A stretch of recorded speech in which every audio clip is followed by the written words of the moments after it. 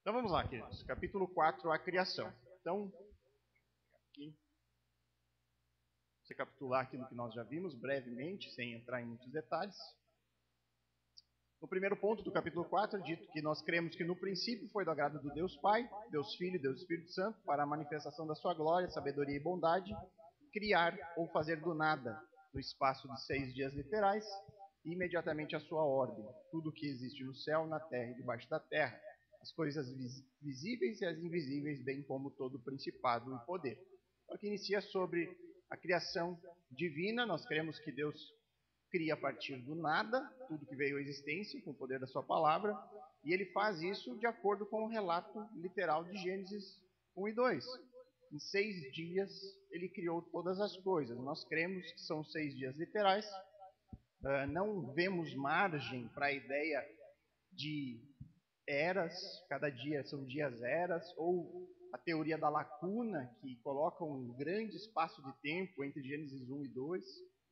Então, nós não encontramos base bíblica para isso. Então, as teorias que se desenvolvem ao longo da história acerca da criação têm muito de conciliar aquilo que é trazido no meio científico para dentro da igreja, para dentro das escrituras. Então, passam a interpretar este livro com base naquilo que os cientistas afirmam sobre a origem de todas as coisas. Nós fazemos o caminho inverso, nós partimos da Bíblia para interpretar as evidências. Então, como eu falei na semana passada, tudo aquilo que é observado como ciência experimental, ela precisa ser interpretada de acordo com as Escrituras. Porque nós cremos que esse é o relato de Deus, é a sua palavra. E se é a palavra de Deus, ela é inerrante, ela é infalível, não contém erros. Então nós não estamos falando aqui de quem tem mais evidências, é o criacionismo bíblico ou é a teoria da evolução? As evidências são as mesmas. O que pega é como nós interpretamos essas evidências. E esse é o caminho diferente. Então, o que nós temos não é uma batalha de quem provou mais cientificamente a sua teoria, mas sim é uma batalha de visão de mundo. A partir do momento que você tem uma visão de mundo que coloca como bilhões de anos da Terra, você vai ter que reinterpretar o texto bíblico, você vai ter que dizer que a Bíblia, no contexto de Gênesis, é apenas uma poesia, são relatos que não são literais, cheia de mitos, enfim. Nós não partimos assim, partimos da autoridade bíblica. Se nós negociarmos Gênesis, nós negociamos a Bíblia como um todo. Depois, o ponto 2, ele diz que a palavra de Deus nos ensina que Deus criou o homem, Adão, do pó da terra, e de sua costela criou a mulher Eva.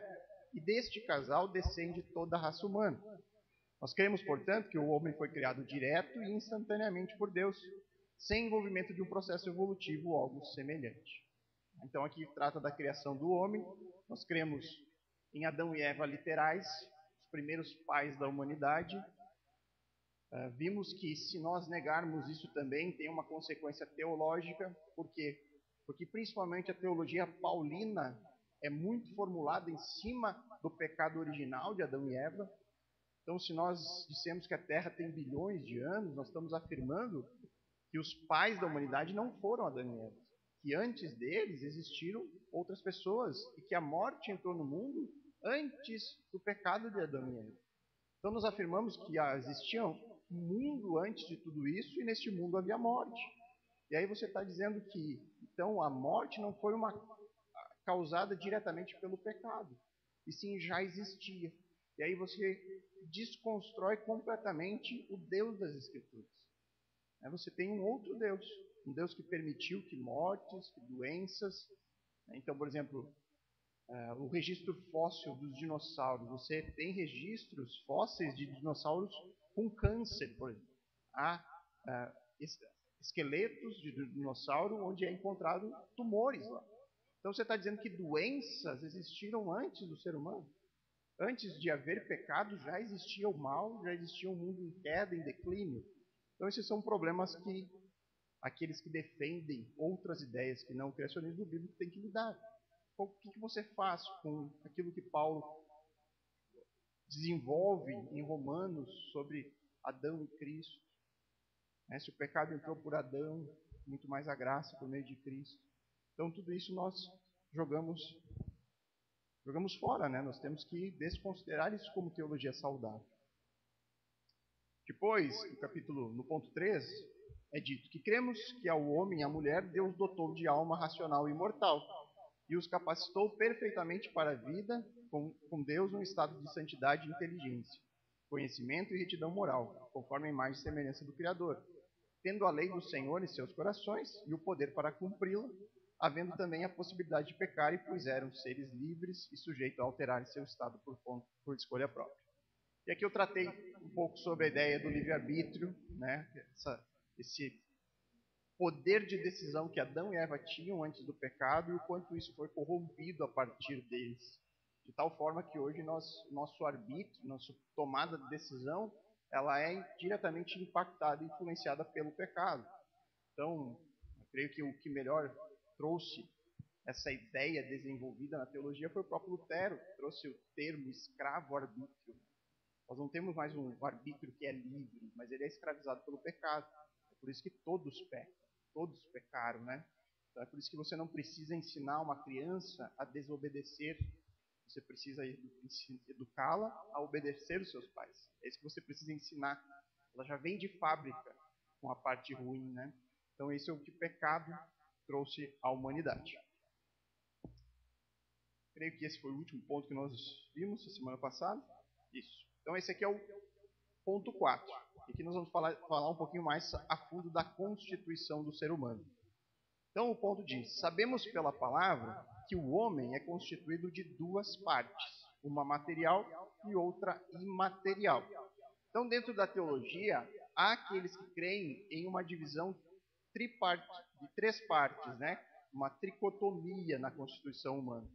Então há alguns que creem que o homem é constituído de corpo, alma e espírito. Há outros que creem apenas em duas partes, corpo e alma. Alma e espírito seriam palavras equivalentes, seriam sinônimos aí. Seja qual for a ideia, eu creio que há sempre um probleminha. Fazer uma divisão entre essas partes. Fazer parecer com que o homem ele é dividido. Ele é alma, mas é corpo. E aí você cria uma divisão entre essas duas partes. O que nós cremos? Que o homem ele deve ser tratado como uma unidade.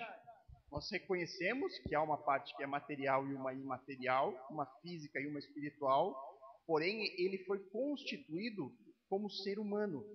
Ser humano significa constituir, ter essas duas partes, possuir o espírito e possuir o corpo. Deus nos fez um ser completo. A nossa unidade constitui dessas duas partes. A morte, né, o pecado que trouxe a morte, é que dividiu isso, né? Então a morte, que significa biblicamente separação, é a ideia de que no momento da queda, qual foi a primeira separação que houve? Qual a primeira morte que aconteceu? A espiritual. Adão e Eva não morreram fisicamente imediatamente depois do pecado, eles iniciaram um processo de morte. Seu corpo passou a entrar em declínio.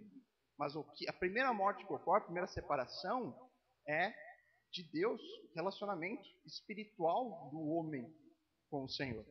Então, o ser humano ele é um ser construído para ser uma só coisa. Porém, ele é dividido em uma parte espiritual e outra corpórea, outra material. Essa união, eu creio que é fácil de você observar quando, na sua própria vida, se você observa que você não está bem fisicamente, você está se sentindo mal, você está com um problema no seu corpo, vai fazer os exames, você detecta lá que você está com falta de vitaminas, enfim, você anda muito cansado por conta disso. Isso afeta ou não afeta a sua vida espiritual? É fácil de você orar, de você buscar o Senhor quando você está mal fisicamente, debilitado? Não. E quando a nossa alma não está bem? Por exemplo, nós sabemos que há doenças da alma, né, que no mundo secular são tratados, as depressões. Uma pessoa que está em profunda depressão, ela tem uma saúde física normalmente boa? Não, isso afeta o seu corpo. Ela vai afetar ele como um inteiro, como uma unidade que de fato nós somos.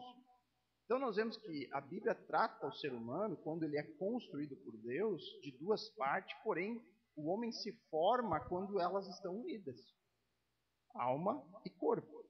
Então por isso que nós botamos aqui, o homem deve ser tratado como uma unidade. Nós não devemos elevar uma das suas partes. E isso é importante. Nós não devemos elevar qualquer uma delas. Olha, nós temos que enfraquecer o nosso corpo.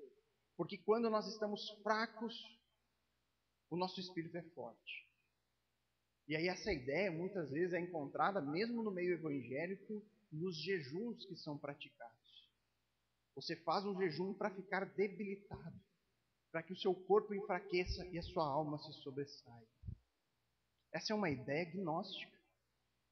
É uma ideia de que a matéria é má e o espírito é bom. Então há essa separação e aí você eleva uma coisa acima da outra. E aí você pensa, não, o que eu preciso é cuidar do meu espírito, alimentar o meu espírito. O meu corpo deixa para depois. E aí a gente descuida da nossa saúde física achando que está fazendo certo. Mas na verdade nós somos seres únicos. Se você deixar de cuidar do seu corpo, você vai ter consequências espirituais na sua alma. Então nós como cristãos, quando entendemos que nós somos um ser constituído de corpo e alma, nós devemos cuidar das duas coisas. A gente não pode simplesmente deixar de lado o corpo físico e achar que só vir na igreja é suficiente para cuidar da sua alma.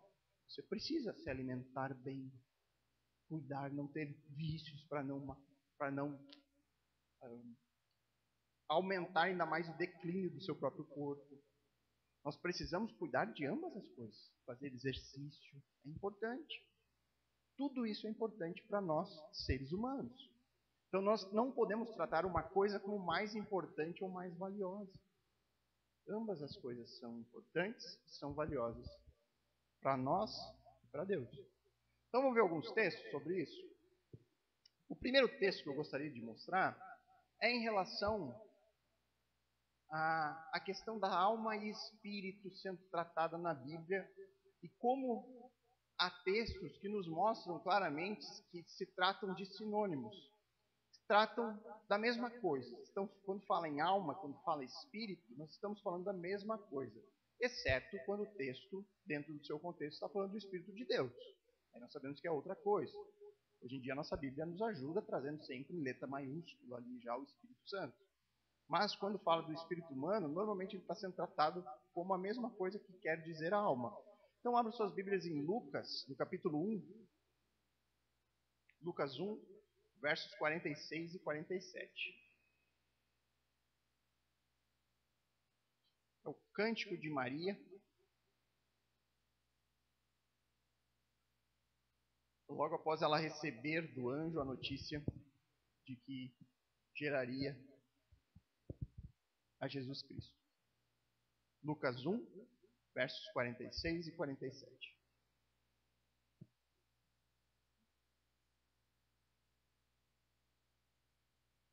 Então repare, nesse cântico aqui, o que Maria começa fazendo é um paralelismo. Ele diz ali, Maria respondeu, minha alma exalta o Senhor. Como meu espírito se alegra em Deus, meu Salvador. Então você tem Maria fazendo um paralelismo. Ela falando de duas coisas, mas é a mesma. Minha alma exalta, minha alma glorifica, minha alma celebra o Senhor. É o seu intelecto. Conscientemente ela faz isso. Como meu espírito se alegra. Suas emoções, o espírito dela se alegra. Então ela está falando da consciência e da emoção. É mais ou menos como a gente falasse assim, olha, eu estou unido a Deus de coração e de alma. A gente fala isso, né? Eu estou tão envolvido que eu entrego o meu coração e a minha alma para Deus. Quando você fala isso, você está falando de coisas diferentes? Não, você está expressando a mesma coisa. Coração no sentido de emoção e mente no sentido de intelecto. Outro texto que a gente pode olhar aqui, que aqui eu já trago um texto que pode ser assim usado para defender a tripartição do homem, que é Hebreus 4:12.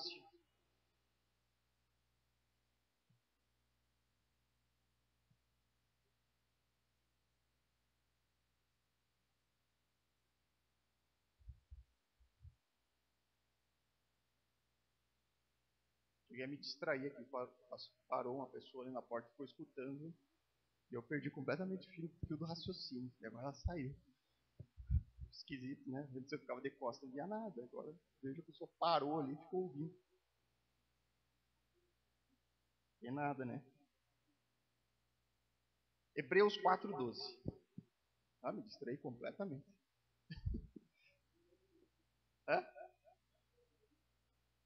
Como? Não li os dois versículos? Parei só naquela ideia. Ah, tudo bem, passou. Vamos lá, 4:12. É que tinha outra partezinha, mas não era tão importante. Diz ali: pois a palavra de Deus é viva e poderosa, é mais cortante que qualquer espada de 2 gumes, penetrando entre a alma e o espírito, entre a junta e a medula, e trazendo luz até os pensamentos e desejos mais íntimos. Então aqui, neste texto, pode parecer que há uma diferença entre alma e espírito. Eles dizem, olha, a palavra é tão poderosa que ela consegue dividir alma de espírito. E aí parece, ó, são 2 coisas diferentes. Mas aqui é a mesma ideia de você dizer coração e alma. Quando ele fala dividir alma e espírito, é dividir algo que é indivisível. Dividir junta e medula, não há como ser feito. Então é como se você dissesse, olha, é mais penetrante que dividir o coração e a alma, o coração e a mente. E aqui eu tenho outros textos que dá para mostrar esse uso dessas palavras similares também. Eu vou ler aqui rapidinho. Lucas 10:27, ele diz ali: o homem respondeu, ame o Senhor seu Deus de todo o coração, de toda a alma, de toda a sua mente. Você vê que ele está falando de 3 coisas que são sinônimos. O teu coração, ou seja, com a sua emoção, com a sua mente, com a sua alma. A ideia é uma coisa só. Todo o nosso ser focado em amar ao Senhor. O outro também é Atos 4:32.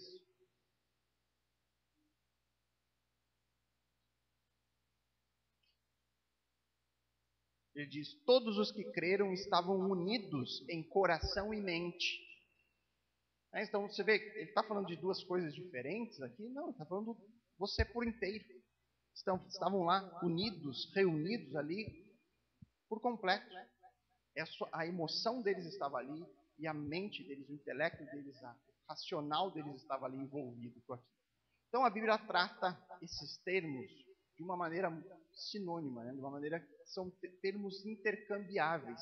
Às vezes a Bíblia vai trazer só o termo espírito, às vezes ela vai trazer só o termo alma, e eles sempre estão sendo relacionados com esse aspecto humano, do raciocínio, da volição, da vontade humana, da parte emocional.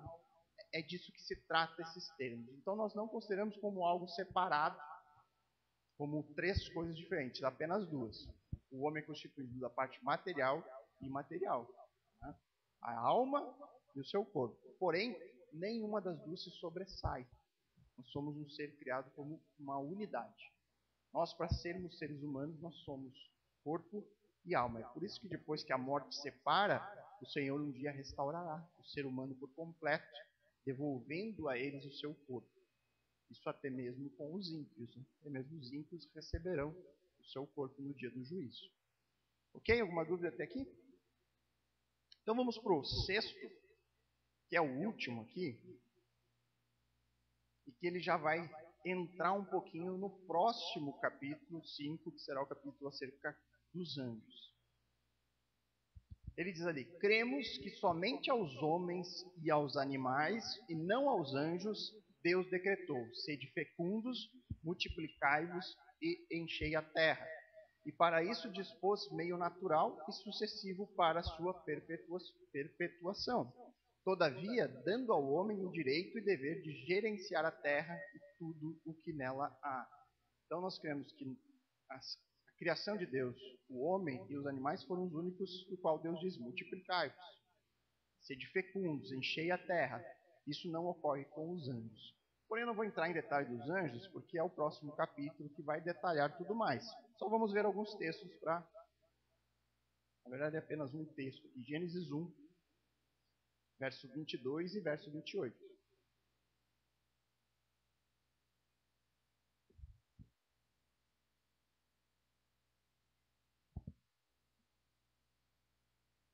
Gênesis 1, verso 22 e depois verso 28. 22 assim.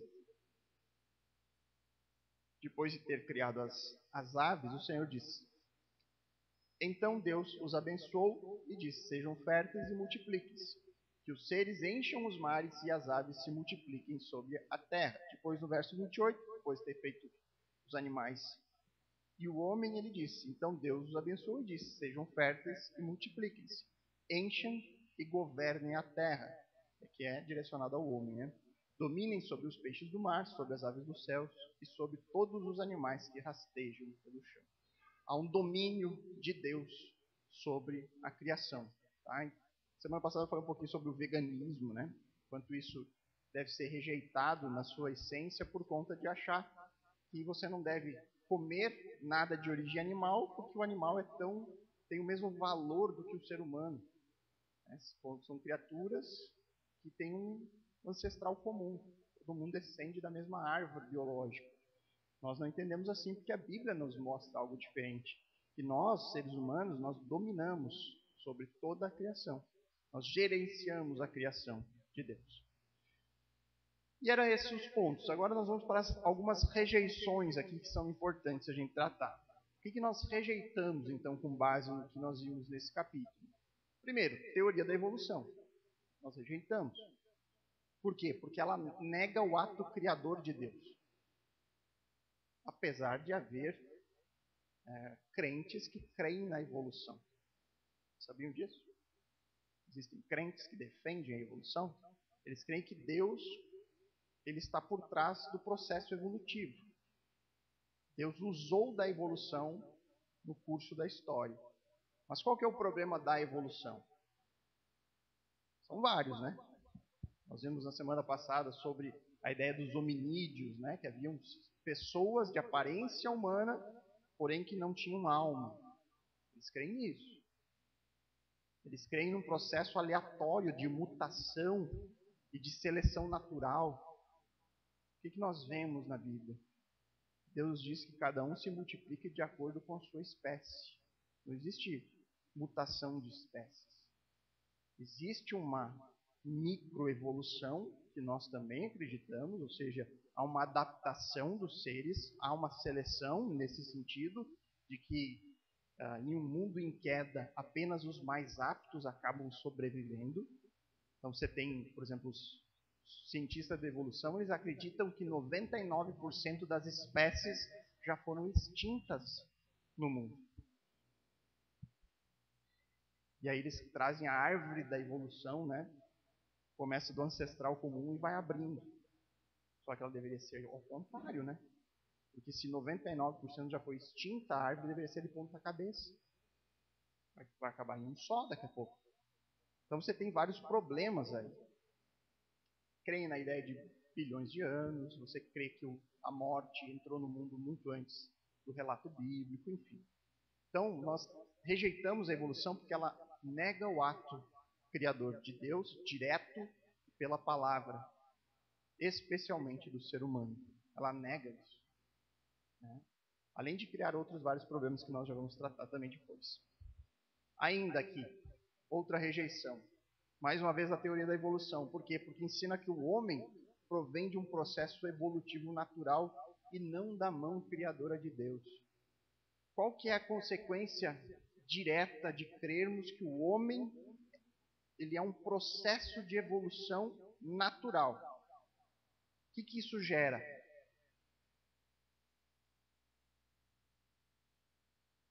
Desvalorização do valor do homem.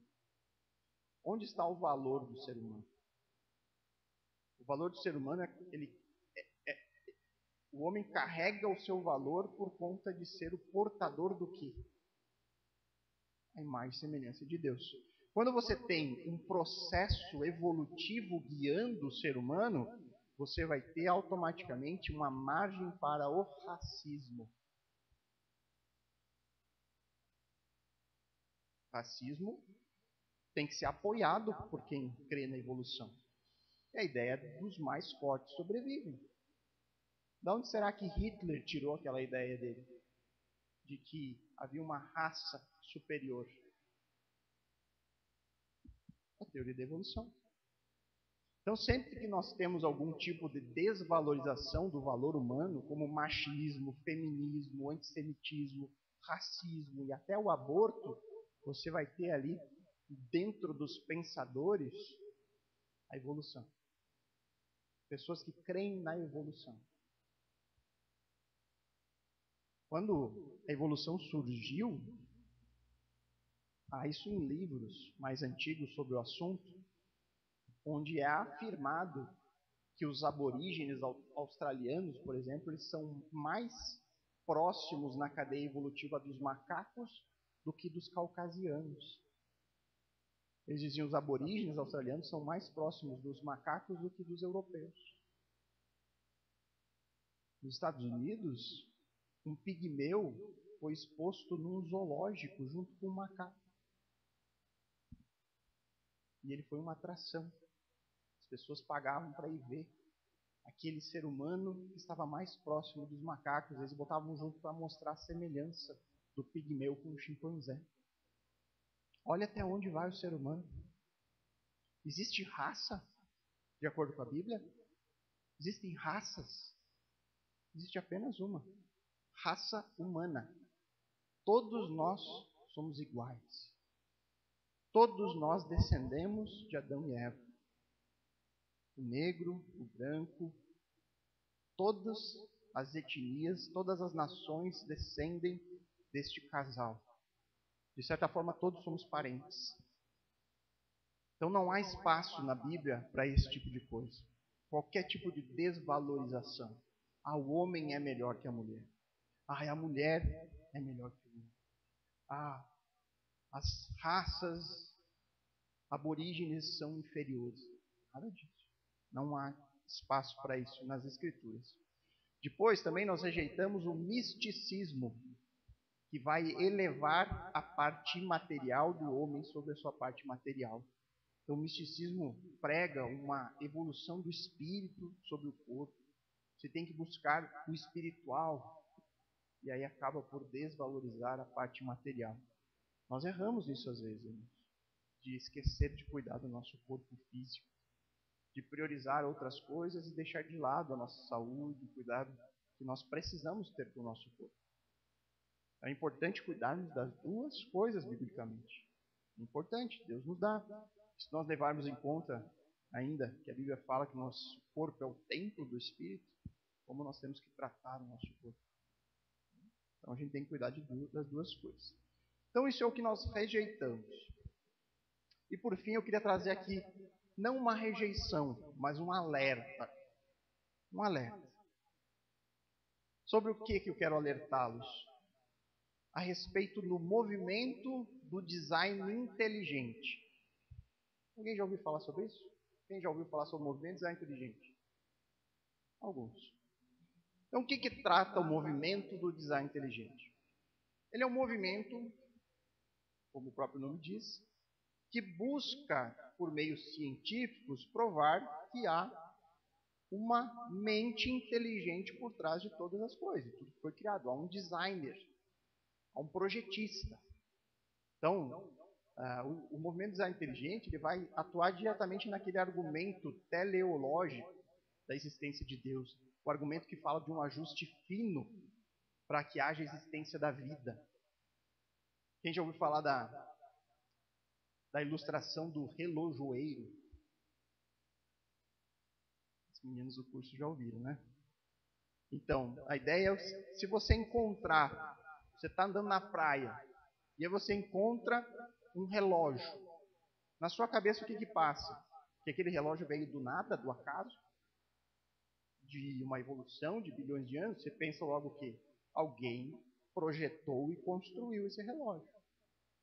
Tem alguém por trás disso, há um relojoeiro que fez isso aqui. E você não tem dúvida disso. A ideia do design inteligente é mostrar exatamente isso. Olhe para o universo, a sua ordem, olhe para o nosso planeta, olhe para a arquitetura de tudo isso e veja que há alguém por trás.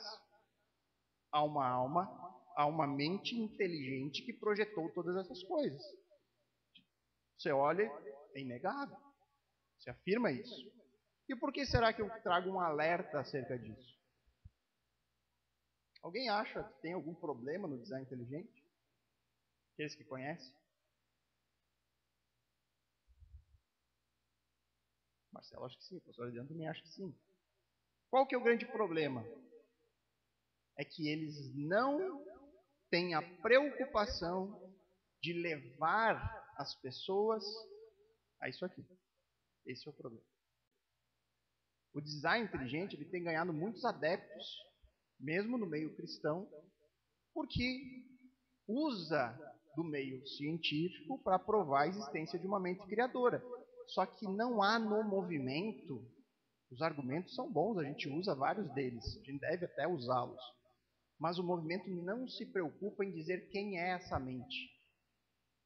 E aí dentro do movimento você vai ter lá o budista, dentro do movimento você vai ter o muçulmano, dentro do movimento você vai ter pessoas que creem no grande arquiteto do universo.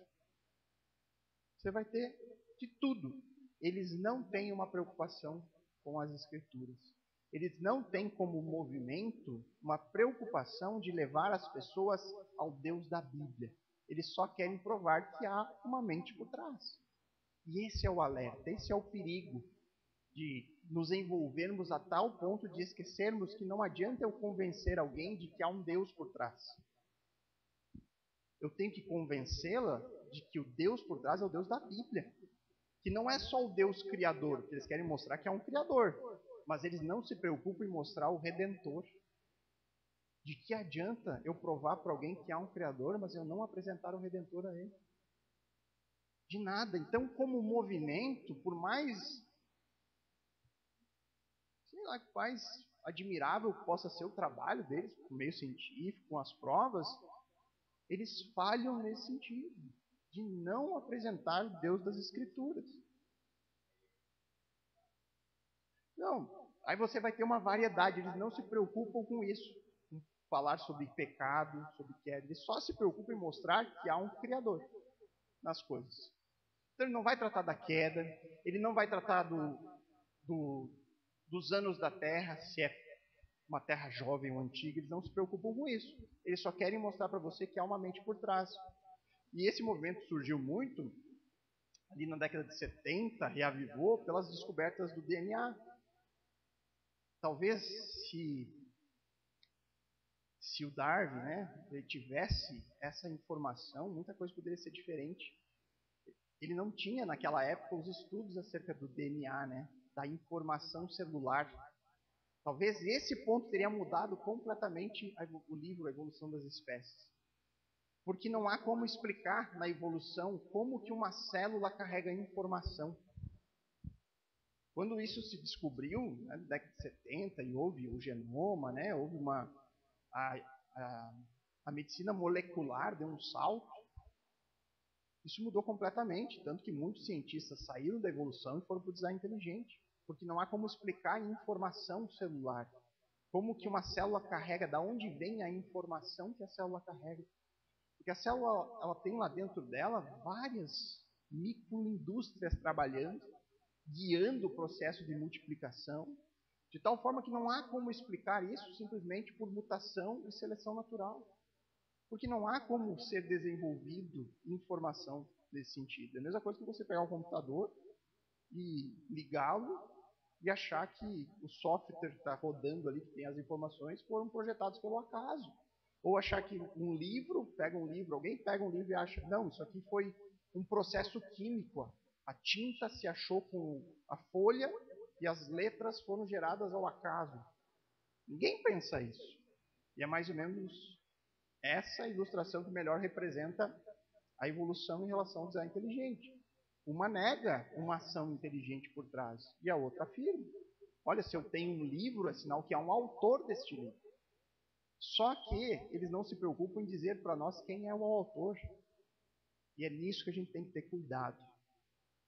Como é um movimento que está bem em evidência atualmente, muitas igrejas têm trabalhado design inteligente, nós temos que entender isso.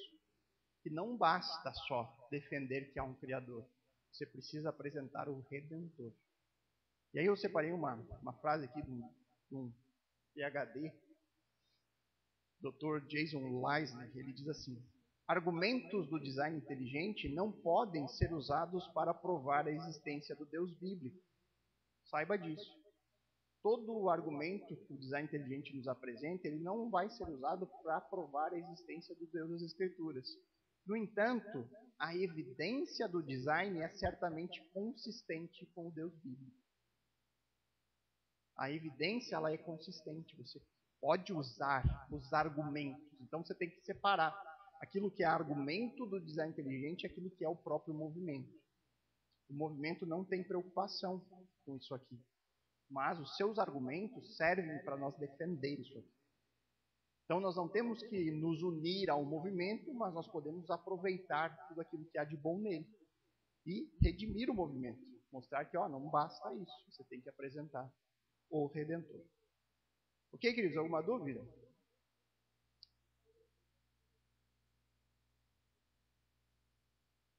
Amém? Amém? Amém? Então, eles dão até uma primazia para a revelação geral. Eles olham para a revelação geral de Deus e acham que ela é superior à especial. E tudo que eles interpretam é com base nela, e eles nem trazem para o debate, na verdade, as escrituras, o relato bíblico. E aí você vai ter aquele problema da autoridade. Quem é a autoridade sobre nós? Né? Então nós, como cristãos, nós queremos que a Bíblia é a autoridade. Então eu parto sempre daqui, e não o caminho inverso. Então eles vão pegar evidências que estão sendo interpretadas no meio científico e vão adaptar ao texto bíblico, e não o contrário. Ok, queridos? Mais alguma dúvida? Então, na semana que vem, nós vamos iniciar o capítulo 5, que é a doutrina dos anjos. Então vamos orar para encerrar o nosso encontro.